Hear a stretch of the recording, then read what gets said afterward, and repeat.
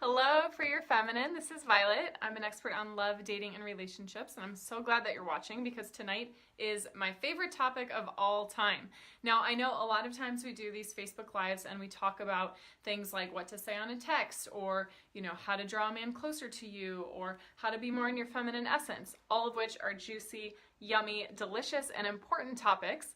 But sometimes we forget about the big picture, like why are we actually here? Why do we love? Why is love sometimes so hard? And why does it feel like sometimes maybe we're cursed when it comes to love or we keep running into the same patterns? So I'm going to get kind of cosmic on you tonight. This is not going to be about the details of dating, but I think it's one of the most important things for you to understand about yourself and within your own lens of the world so that you can really make love work for you. Because the way that you see love, the way that you see relationship, the way that you see dating, and the way that you see the purpose of love in your life is going to drastically influence the type of person that you attract and the type of relationship that you create. So think about it for yourself just for a second. Why do you want love? What about love is inspiring to you? What will it do for your life? How will you feel differently in a great relationship than you do now? How does your life look like what does your life look like when you have a great love? What are the things that you will do together? And then what does your life look like decades from now? If you're with your person, your soulmate, your twin flame, your partner, whatever you want to call it, whatever you're looking for, what does your life look like and feel like in 2 decades, in 20 years? When you have this figured out and when you have this piece of it figured out, not just for yourself, but also within your partnership. So one of the most amazing things that happened when I was dating my now husband, Jason, is that he asked, what's the purpose of our relationship? And I was shocked for him to ask that because it's not something a dude would normally ask.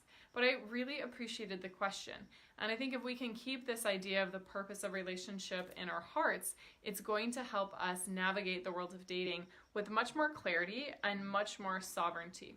So we decided as a couple, even though we had only been dating a few months, that the purpose of our relationship was to radiate love.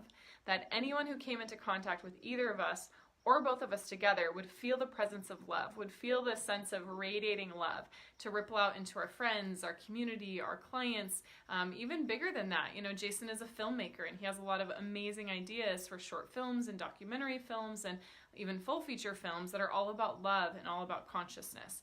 And I personally believe that the point of relationship is to transform ourselves, transform our community, transform our karma, transform the planet. I think most of us can agree that if we look around, there needs to be more love. There's plenty of posts about what we're eating for dinner or plenty of political posts and all those things, and there are a lot of love posts, but I would like there to be triple, quadruple, 10 times the amount of posts about love, about beauty, about harmony, and all the great things that come from being in a relationship. Now, I'm primarily talking about relationship with a committed partner, but of course it's relationship with our children, it's relationship with our family, it's relationship with our colleagues. There's so many parts of our life that relationship touches. So if you're familiar with the chakra system, which is just part of yoga and part of meditation and Eastern, spiritual thought, a lot of our humanity has been focused on our root, building safety, building tribe, understanding our family, or not even understanding, just being part of family. And it's been about security. And then a lot of civilization has moved into the second chakra about creativity, about enjoyment, about pleasure, about art, and all of the things that we create. And then beyond that, we've moved into this power center. And I feel like that's where we are right now. We're kind of struggling for power. We're trying to figure out where we get our power personally, collectively, power against the system, power within the system, power of systems. And we're all kind of moving up towards the space of the heart, where heart is just as important as the other places. Now, this is inclusive, so it means that as we move more into our heart, we don't let go of feeling our power and our integrity. We don't let go of our creativity or sensuality, and we don't let go of our sense of safety and our sense of being rooted and grounded and connected. But what it does mean is that there's way more potential in all of our relationships for so much more heart and so much more love. So if you ever think what's the point of dating? I'm so sick of being lonely. I don't even want to go on another date, and you're getting kind of downtrodden, remember that most people will do more for someone else than they will do for themselves. So most of us are more likely to be generous because of someone else or with someone else than we are to ourselves. So when you're not putting yourself out there, when you're not interacting, when you're not, flirting and having fun and going out, you might think, well, yeah, who cares? Who cares if I have love? Who cares if I get a great date or a great relationship? But it's not just impacting you, it's impacting lots of people, the whole ecosystem that's around you. Because when you're in a healthy partnership, it brightens everyone's world. It's co-creative, it's additive, it brings something to the planet. Now, I know it has to be a healthy relationship, it has to be the right relationship, otherwise it can actually be the opposite. It can be destructive. But for a healthy relationship, don't you think it would make your parents feel happier knowing that you're in a great relationship? Don't you think your friends would feel happier knowing that you're in an awesome relationship and not, complaining about men, or they're not getting worried about you because you've been single for so long or have gone without intimacy for so long? Don't you think it would make you probably a little happier to go into work if you have someone amazing to wake up beside instead of feeling lonely and feeling closed off? And don't you think it would influence all the other people in your life, people that you just randomly run into, like the barista at Starbucks or someone else that's just a part of your day? So I really believe that love is our superpower, and that's why we're here, and it's part of our evolution as a society, our evolution as a culture. But we've been locked in a lot of power struggles, and also locked in a lot of struggles for safety. I mean, I'm a survivor of sexual trauma, and I know a lot of women haven't felt safe in their bodies or in society. So I'm not blaming you if you haven't felt safe. I'm just saying that I would like everyone to bring a little more love and a little more heart. Hi, Lori. Nice to see you. Nice to see you here. And I really do believe that the evolution of our planet really depends on this, depends on us waking up to the possibilities for love. And I know that there's a lot of people who feel frustrated by lack of love, frustrated by the apps, frustrated by their relationship patterns, and I totally get that. But frustration is just a key to show us that there's a different way. So if we feel frustrated, it's because we know that it's got to get better, we know that it needs to get better, and that there is a better way. We maybe just haven't figured it out yet. And I talk to women all the time who have really cool visions of love, but sometimes they forget about more than just them and their partner, like what he looks like or she looks like, or, how many kids they want, or all of those things. Like, those are important, but I really want everyone watching this to think about, what sort of impact on the world do I want my relationships to make? My primary relationship with my partner, but also my other relationships. Like, do I want them to inspire people? Do I want to make magic with my partner? Do I want to do creative things to contribute to society? Do I want my partnership to be a voice that's championing people who are, going through a difficult time? There's so many different ways that your relationship can make an impact on the world, so don't limit yourself to just one. Jason and mine is to radiate love, but there's tons of beautiful ways that a partnership can make an impact, and tons of beautiful ways that the partnership can make an impact on you. I have grown way more in the time that I've been with Jason than probably my whole life before that, and I'm not kidding. And I've done some cool things before that. I went to Harvard for business school, I've traveled to 35 countries, I've done some really cool things in business and in other places, but my evolution went so much faster when I had Jason, because he's really a mirror to me, helping hold me accountable, inspiring the best in me, and opening tons of doors of possibility. So I'm absolutely grateful and eternally grateful that he's in my life and that he's my partner and that we've chosen each other.